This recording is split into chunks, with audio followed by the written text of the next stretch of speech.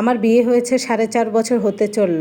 আমার বিয়ের দিন রাত্রে আমার শাশুড়ি আমাকে ডেকে নিয়ে বলে, বৌমা কোনোভাবেই যেন বাচ্চা পেটে না আসে, কারণ কয়েকদিন পরে আমার ছেলে বিদেশ চলে যাবে। ভালোবেসে বিয়ে করেছিলাম আমরা, আমাদের লাভ ম্যারেজ ছিল। বিয়ের পর থেকে আমার স্বামীকে আমি বুঝাচ্ছি, তুমি দেশে বসে কয় টাকা ইনকাম করো এতেই আমি হ্যাপি, তোমাকে বিদেশ যেতে হবে না।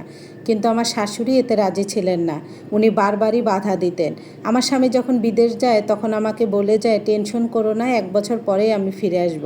কিন্তু আমার স্বামী বিদেশ গিয়েছে 4.5 বছর হতে চলল, এখন পর্যন্ত আমার স্বামী দেশে আসতে পারেনি। আর এই দেশে না আসতে পারার কারণ হচ্ছে আমার শ্বশুর শাশুড়ি আর আমার ননদ, এদের জন্যই আমার স্বামী দেশে আসতে পারে। আমার স্বামী প্রথম বছর যখন দেশে আসতে চায় তখন আমার শাশুড়ি বলে, 1 বছর হয়েছে বিদেশ গিয়েছিস, এখনই দেশে আসার জন্য ব্যস্ত হয়ে পড়েছিস, মানুষ 10 বছরও দেশে আসে না। এই কথা বলার পর আমার স্বামী দেশে আসার কথা বলা বন্ধ করে দেয়। এর মধ্যেই আমার ননদের বিয়ে ঠিক হয়ে যায়। আমার শ্বশুরবাড়ি এলাকার নিয়ম হচ্ছে সকালে যদি মেয়ে দেখে তাহলে বিকালের ভিতরে বিয়ে হয়ে যায়, যেটা আমার হয়েছিল। বাজারে একটা সস্তা শাড়ি দিয়ে আমাকে তারা বিয়ে করে এনেছিল। আমার ননদের 5 দিন ভরা তারা অনুষ্ঠান করে, কারণ এখন আমার শাশুড়ি কমিউনিটি সেন্টারও চেনে আর কিভাবে কি করতে হয় সেটাও জানে। ফটোগ্রাফারও যে ভাড়া করে আনতে হয় এটাও তারা বোঝে। 5 দিন অনুষ্ঠান করে 10 লক্ষ টাকা খরচ করে আমার ননদের বিয়ে দেয়। বোনের বিয়ে ভাই দিবে এটাই স্বাভাবিক, তাই বলে একবারে 10 লক্ষ টাকা খরচ করতে হবে? আমার স্বামী এইভাবে আরও 1 বছর কেটে যায়, 1 বছর পর আবার আসতে চায়। তখন আমার শাশুড়ি বলে, বোনের বাচ্চা হবে, কিছুদিন পরে আয়, আকিকা করতে হবে না, অনেক বড় করে আকিকা করতে হবে, 1-1.5 লাখ টাকা খরচ হবে।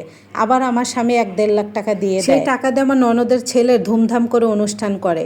কিন্তু আমার শাশুড়ি শ্বশুর একবারও বলতো না যে বাবা তোকে ছাড়া আমরা অনেক বেশি কষ্ট পাচ্ছি, মিস করতেছি। আমার স্বামী দেশে আসার কথা বললেই আমার শাশুড়ি রাগ করতো। কিছুদিন আগে আমার শাশুড়ি আমাকে বলে, তুমি আমার ছেলের সাথে একটু কম কথা বলো তো, তোমার সাথে কথা বললে আমার ছেলে শুধু দেশে আসতে চায়। তোমাকে কি আমরা কষ্টে রেখেছি? কি এমন বলো, তোমার সঙ্গে কথা বললে আমার ছেলে দেশে আসতে চায়, একটু কম কথা বলো। আমার শাশুড়ির কথা শুনে আমার চোখে পানি টলমল করতেছে। আমার শাশুড়ি আরও বলে, আমার স্বামীও তো দেশের বাইরে থেকেছে। কই, আমি তো এমন করিনি। হ্যাঁ, আমার শ্বশুরও দেশের বাইরে ছিলেন, তবে আমার শাশুড়ি যখন 2 বাচ্চার মা হয়েছে তখন সে বিদেশ গিয়েছিল। কিন্তু আমার স্বামী তো আমাকে 1.5 মাসে বিয়ে করে রেখে গিয়েছে। আমার স্বামীকে আমি সবসময় বলতাম, আপনার পরিবারকে আপনি খরচ দিবেন, তবে আমাদের জন্য কিছু আপনার নামে সেভিংস করবেন, যেটা আমাদের ভবিষ্যৎ। এই কথা বললে আমার স্বামী অনেক বেশি রাগ করতো। তার পরিবারকে যখন টাকা দিত তখন হিসাব করতো না, কিন্তু আমি যখন হাত খরচ চাইতাম তখন আমার স্বামী উদাসীনতা কাজ করতো, দিতে চাইতো না। তোমার যা প্রয়োজন তাই তুমি বাড়ি থেকেই পাচ্ছ, তাহলে তুমি হাত খরচ দিয়ে কী করবা?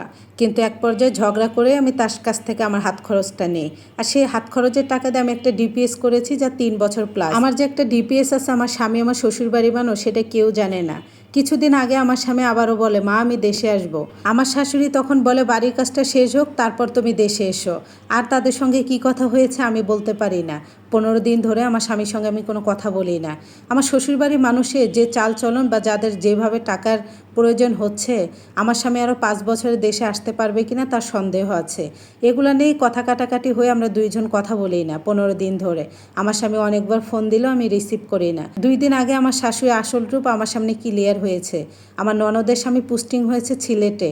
আমার ননদের স্বামী বলছে, আমি নতুন জায়গায় যাচ্ছি, নতুন পরিবেশ, সব কিছু গুছিয়ে নেই, তুমি গুছিয়ে রেখো, 2 মাস পরে আমি তোমাকে নিয়ে যাব। কিন্তু আমার ননদ নাসরবান্দা, তাকে ছাড়া একদিনও থাকতে পারবে না। সে অনেক কান্নাকাটি আমার শ্বশুরবাড়িতে এসে আছে। এক পর্যায়ে বিচার সালিশ বসে।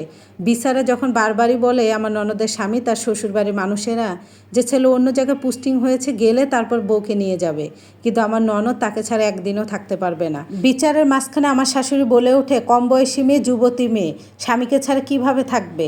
বউ যদি সঙ্গে করে নিয়েই না যেতে পারে তাহলে আমাদের মেয়ে আমাদেরকে দিয়ে যাক। এটা বলার পর আমি বুঝলাম যে তার মেয়ে 2 মাস থাকতে পারবে না স্বামীকে ছাড়া, কিন্তু আমি 4.5 বছর স্বামীকে ছাড়া আছি। তারপর আমার স্বামীকে আমার শাশুড়ি ফোন দেয়, দিয়ে বলে, তোর বোনের সংসার সাজাতে টাকা লাগবে, ফার্নিচার কিনতে হবে, টাকা দে। আমার স্বামী টাকা দিতে রাজি হয় না। জোর জবরদস্তি করে আমার শাশুড়ি 30,000 না 25,000 টাকা আমার স্বামীর কাছ থেকে নেয়। আমি রুমে এসে দেখে আমার স্বামী আমাকে অনেকবার ফোন দিয়েছে। বাধ্য হয়ে ফোনটা আমি রিসিভ করলাম।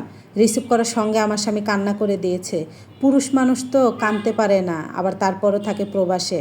আমার স্বামী কষ্ট পেয়ে বলল, আমার পরিবার এমন একটা মানুষ, আমাকে একবারও বলে নাই যে বাবা দেশে আয়। বোনের বিয়ে দিয়েছে অনুষ্ঠান করে, বোনের ছেলের অনুষ্ঠান করেছে, আমাকে মুখেও একবার বলে নাই। আমার পরিবার শুধু আমাকে না, আমার টাকাই চেনে। এটা শোনার পর আমিও বেশি কান্না করতেছিলাম। এক পর্যায়ে এর ভিতরে আমার স্বামী আমাকে একটা খুশি সংবাদ দেয়, বলে ওঠে, আমি 1 মাসের ভিতরে দেশে আসতেছি, তোমাকে আমি আমার কাছে নিয়ে আসবো। আমার আগে থেকেই পাসপোর্ট করা ছিল। এটা শুনে আমি অনেক বেশি খুশি হয়েছি।